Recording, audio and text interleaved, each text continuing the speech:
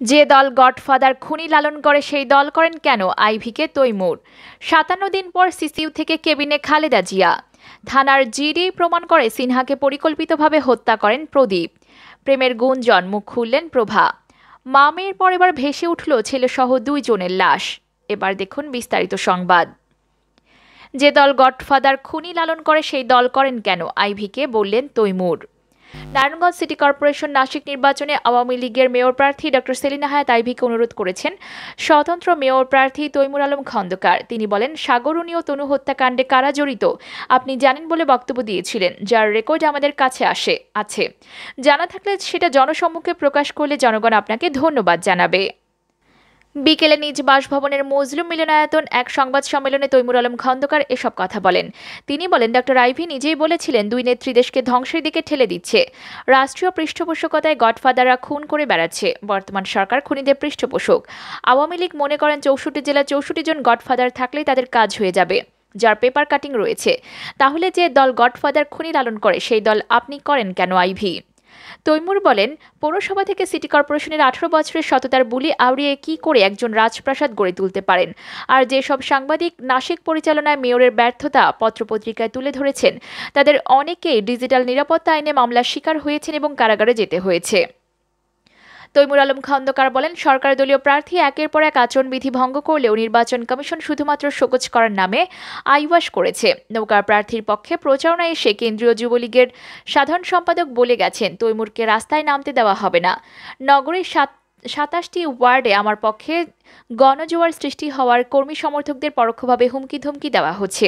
সর্বোপরি শনিবার সরকারি দলীয় মেয়র প্রার্থী আমাকে নিয়ে তার নিজ দলের একজন এমপি ও জাতীয় পার্টির একজন এমপিকে জড়িয়ে যে রাজনৈতিক শিষ্টাচার বহির্ভূত বক্তব্য দিয়েছেন, সে ব্যাপারে কিছু না বললেই নয়। তিনি বলেন, সে আমার ব্যাপারে স্পষ্ট মন্তব্য হলে সরকারি দলীয় নেতাদের এই বিভাজনই নারায়ণগঞ্জের উন্নয়নের প্রধান অন্তরায়। এদিকে ৫৭ দিন পর সিসিইউ থেকে কেবিনে খালেদা জিয়া। রাজধানীর এভার কেয়ার হাসপাতালে চিকিৎসাধীন বিএনপি চেয়ারপারসন খালেদা জিয়াকে ক্রিটিক্যাল কেয়ার ইউনিট থেকে কেবিনে স্থানান্তর করা হয়েছে। রাত ৮:৩০টায় বিএনপি চেয়ারপারসন মেডিকেল বোর্ডের সুপারিশে তাকে কেবিনে স্থানান্তর করা হয় বলে জানান অধ্যাপক এজেডএম জাহিদ হোসেন। চেয়ারপারসনের ব্যক্তিগত এই চিকিৎসক ও মেডিকেল বোর্ডের অন্যতম সদস্য জানান, মেডিকেল বোর্ডের সুপারিশে ম্যাডামকে রাত ৮:৩০টার দিকে সিসিইউ থেকে কেবিনে নিয়ে আসা হয়েছে। কেবিনে সিসিইউ এর সব সুবিধাদি রাখা হয়েছে এবং সিসিইউ এর নার্সরা কেবিনে তার সেবায় নিয়োজিত থাকছেন। অধ্যাপক জাহিদ বলেন, ম্যাডামের শারীরিক অবস্থার কোনো উন্নতি হয়নি, তার অবস্থা আগের মতোই আছে, সবগুলো প্যারামিটার আগের মতোই ওঠানামা করছে।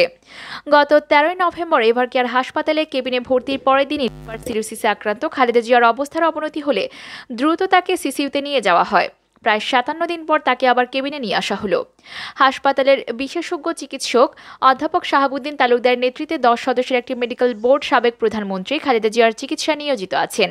তারা ইতোমধ্যে তাকে বিদেশে উন্নত চিকিৎসার জন্য পাঠানোর সুপারিশ করেছেন। সেই অনুযায়ী পরিবারের পক্ষ থেকে খালেদা জিয়ার ছোট ভাই শামীম ইস্কান্দার স্বরাষ্ট্র মন্ত্রণালয়ের কাছে আবেদনও করেন। সরকার সেই আবেদন নাকচ করে দিয়েছে। উল্লেখ্য, দুর্নীতি মামলায় দণ্ডিত হয়ে খালেদা জিয়া ২০০৮ সালের ৮ ফেব্রুয়ারি কারাগারে যান। করোনা মহামারীর প্রেক্ষাপটে গত বছরের ২৫শে মার্চ সরকার শর্ত সাপেক্ষে তাকে সাময়িক মুক্তি দেয়। এ পর্যন্ত ৩ দফায় খালেদা জিয়ার মুক্তির মেয়াদ বাড়ানো হয়। তবে বিএনপি নেতারা খালেদা জিয়ার শর্ত সাপেক্ষে মুক্তিকে গৃহবন্দী বলছেন। উন্নত চিকিৎসার জন্য পরিবারের পক্ষ থেকে বারবার আবেদন করা হলেও সরকার তা নাকচ করে দেয়। তাকে দেশে থেকে চিকিৎসা নিতে হবে বলে শর্তও দেওয়া হয়েছে। এদিকে থানার জিডি প্রমাণ করে সিনহাকে পরিকল্পিতভাবে হত্যা করেন প্রদীপ। কক্সবাজারের টেকনাফ থানার জিডি প্রমাণ করে সিনহা হত্যাকাণ্ডে ওসি প্রদীপ জড়িত। এ মন্তব্য করেছেন সিনহা হত্যা মামলার রাষ্ট্রপক্ষের আইনজীবী পিপি ফরিদুল আলম। মেজর সিনহা মোহাম্মদ রাশেদ খান হত্যা মামলায় ৯ম দফায় প্রথম দিনের যুক্তিতর্ক শেষে সাংবাদিকদের কাছে তিনি এই মন্তব্য করেন।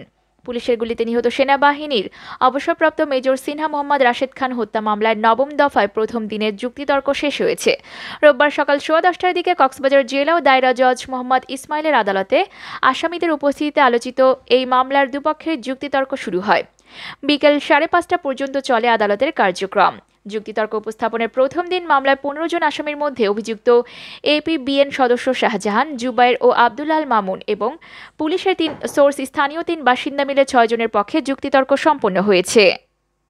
আদালতের কার্যক্রম শেষে রাষ্ট্রপক্ষের আইনজীবী পিপি ফরিদুল আলম সাংবাদিকদের বলেন, টেকনাফ থানার জিডি প্রমাণ করে সিনহা হত্যাকাণ্ডে ওসি প্রদীপ জড়িত। তিনি বলেন, কোনো থানার ওসি কোনো অপারেশনে বের হওয়ার সময় থানায় যে জিডি করতে হয়, ঘটনার দিন করা 677 নম্বর জিডিতে সিনহা হত্যাকাণ্ডে ওসি প্রদীপের সংশ্লিষ্টতা প্রমাণ করে। এতে বোঝা যায় সিনহাকে পরিকল্পিতভাবে হত্যা করেছে ওসি প্রদীপ এবং লিয়াকত। আমরা এসব যুক্তিতর্ক আদালতে উপস্থাপন করতে পেরেছি। অপরপক্ষে আসামিপক্ষের আইনজীবী রানা দাশগুপ্ত বলেন, রাষ্ট্রপক্ষের আইনজীবীরা 3 জন সাক্ষী ও আসামিদের জেরা এবং সাক্ষ্যে ওসি প্রদীপের অপরাধ প্রমাণ করতে ব্যর্থ হয়েছেন। এতে বোঝা যাচ্ছে প্রদীপ নির্দোষ। এদিকে সিনহা হত্যা মামলায় অভিযুক্ত ওসি প্রদীপের পাওয়া সব রাষ্ট্রীয় পুরস্কার ও পদক বাতিলের ব্যবস্থা নিতে আবেদন জানিয়েছে কক্সবাজার জেলা জজ আদালতের রাষ্ট্রপক্ষের আইনজীবী ফরিদুল আলম। সিনহা হত্যা মামলায় যুক্তি তর্ক উপস্থাপনকালে ওসি প্রদীপের বিরুদ্ধে 204 জনের অধিক নিরীহ লোককে বিচার বহির্ভূত হত্যার অভিযোগ তুলে রাষ্ট্রপক্ষের আইনজীবী আদালতে বিচারকের কাছে মৌখিক এই দাবি জানান। পিপি আদালতকে বলেন, ওসি থাকাকালীন নরপিশাচের মতো আচরণ করেছেন প্রদীপ কুমার দাস। তার অপরাধ কর্ম নিয়ে কেউ কথা বলতে পারেনি। ফরিদুল মোস্তফা খান নামে এক সাংবাদিক সংবাদ পরিবেশন করায় তাকে চরমভাবে নির্যাতন করা হয়েছে। এটাই তার অপেশাদারী আচরণের জ্বলন্ত প্রমাণ। নির্যাতিত সাংবাদিক ফরিদুল মোস্তফা খান আদালতেও সাক্ষী দিয়েছেন। ক্ষমতার অপব্যবহার, ধর্ষণের মতো জঘন্য অপরাধের অভিযোগও উঠেছে তার বিরুদ্ধে। এদিকে প্রেমের গুঞ্জন, মুখ খুললেন প্রভা। ছবি অঙ্গনে আলোচিত এক নাম সাদিয়া জাহান প্রভা, একাধারে জনপ্রিয় মডেল অভিনেত্রী। বছরের শুরুতেই গায়ক ইমরানের সঙ্গে তার প্রেমের গুঞ্জন চাওয়ার হয়। এ নিয়ে এখনও থামেনি কৌতূহল। অন্যদিকে বিষয়টি নিয়ে মুখে কুলু পেটেছেন এই জুটি। তবে মুখে কিছু না বললেও সামাজিক যোগাযোগ মাধ্যমে প্রভা জানালেন, গত বছরটি তাকে বদলে দিয়েছে। ইনস্টাগ্রামে ছবিসহ এমনই এক পোস্টের মাধ্যমে মুখ খুললেন এই অভিনেত্রী। রাতে ইনস্টাগ্রামে নিজের একটি ছবি পোস্ট করেছেন প্রভা। তাতে দেখা যায় বরাবরের মতো রূপের দ্যুতি ছড়াচ্ছেন তিনি। ছবিটি ক্যাপশনে প্রভা লেখেন, গত বছরটি আমাকে বদলে দিয়েছে। জীবনে যত খারাপ কিছুই ঘটুক না কেন তা গ্রহণ করতে হবে, এটিও আমাকে বিশ্বাস করিয়েছে। খুব খারাপ কিছু প্রত্যাশা করলে যে তা ঘটবে তাও নয়, ভালো মন্দ দুটোই ক্ষণস্থায়ী। এদিকে মা মেয়ের পরিবার ভেসে উঠল ছেলেসহ 2 জনের লাশ। নারায়ণগঞ্জের ফতুল্লায় ধর্মগঞ্জে ধলেশ্বরী নদীতে ট্রলার ডুবির ঘটনায় একই পরিবারের 4 জনের মধ্যে জেসমিন আক্তারের ছেলেসহ 2 জনের লাশ উদ্ধার করা হয়েছে। এ ঘটনায় এখনও 2 জন নিখোঁজ রয়েছেন। সোমবার সকালে ফতুল্লার ধর্মগঞ্জ এলাকায় ধলেশ্বরী নদী থেকে তাদের লাশ উদ্ধার করা হয়। নদীতে ভেসে ওঠা লাশের মধ্যে রয়েছে জেসমিনের ছেলে তামিম। অন্যজনের পরিচয় এখনও জানা যায়নি। এর আগে রোববার সকাল থেকে সন্ধ্যা পর্যন্ত ধলেশ্বরী নদী থেকে মা ও মেয়েসহ 6 জনের লাশ উদ্ধার করা হয়। 5 জানুয়ারি সকাল 8:30টার দিকে বরিশাল থেকে ঢাকাগামী লঞ্চের ধাক্কায় খেয়া পারাপারের সময় ধলেশ্বরী নদীতে এই ট্রলার ডুবির ঘটনা ঘটে। এদিকে বক্তবলী ইউনিয়ন পরিষদের চেয়ারম্যান শওকত আলী জানান, রোববার একই পরিবারের 4 জনের মধ্যে মা মেয়ে 2 জনের লাশ পাওয়া গেছে। আজ শিশুপুত্র তামিমের লাশ উদ্ধার করা হয়েছে। তবে শিশু তাসফিয়া সহ এখনও 2 জন নিখোঁজ রয়েছেন।